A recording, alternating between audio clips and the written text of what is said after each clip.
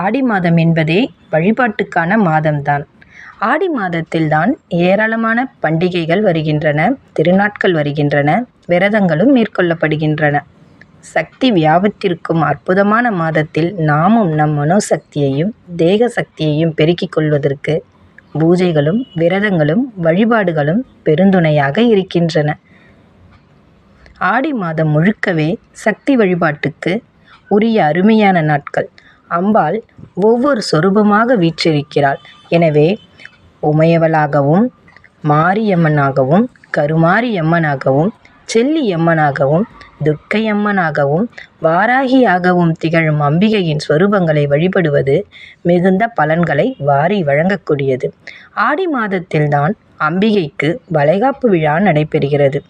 ஆடி மாதத்தில்தான் பூர நட்சத்திரத்தில்தான் ஆண்டாள் அவதரித்த திருநாளாக கொண்டாடப்படுகிறது. பெண் தெய்வங்களுக்கு உரிய ஆடி மாதத்தில் எங்கு பார்த்தாலும் வேப்பிலையின் மனம் கமழும், மஞ்சள் கமகமக்கும், பொங்கலிட்டு படையில் இடுவார்கள், கூழ்வார்த்தல் நடைபெறும். ஆடி மாதத்தில்தான் வரலட்சுமி பூஜையும் கொண்டாடப்படுகிறது. மகாலட்சுமியை வீட்டுக்கே வரவழைத்து சுமங்கலிகளுக்கு மஞ்சள், புடவை முதலான மங்கள பொருட்கள் வழங்குவார்கள்.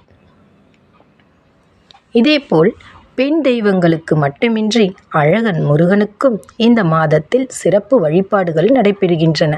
தை மாதத்தின் பூசம் போல், வைகாசி மாதத்தின் விசாகம் போல், பங்குனி மாதத்தின் உத்திரம் போல், கார்த்திகை மாதத்தின் கார்த்திகை போல் ஆடி மாதத்தில் வரக்கூடிய கிருத்திகையும் ரொம்பவே விசேஷம்தான். மாதந்தோறும் வருகிற கிருத்திகை நட்சத்திர நாளில் முருகப்பெருமானுக்கு விரதமிருந்து வழிபடுவர்கள் பக்தர்கள் காலையும் மாலையும் விளக்கேற்றி வழிபடுவார்கள். அதேபோல் செவ்வாய்க்கிழமை என்பதே முருகப்பெருமானுக்கும் அம்பாளுக்கும் உரிய நன்னாள்தான். அதிலும் ஆடி செவ்வாய்க்கிழமையில் அம்பாளையும் முருகனையும் வழிபடுவது மகத்தான பலன்களை வாரி வழங்கக்கூடிய நாட்கள். இன்றைய தினம் செவ்வாய்க்கிழமை, ஆடி மாதத்தின் முதல் செவ்வாய்க்கிழமை. உமையவளையும் அவரின் மைந்தன் முருகக்கடவுளையும் மனதார வழிபடுங்கள். காலையில் வீட்டில் விளக்கேற்றி முருகப்பெருமானுக்கும் அம்பிகைக்கும் செந்நிற மலர்கள் சூட்டுங்கள். கந்த சஷ்டி கவசம் பாராயணம் செய்யுங்கள்.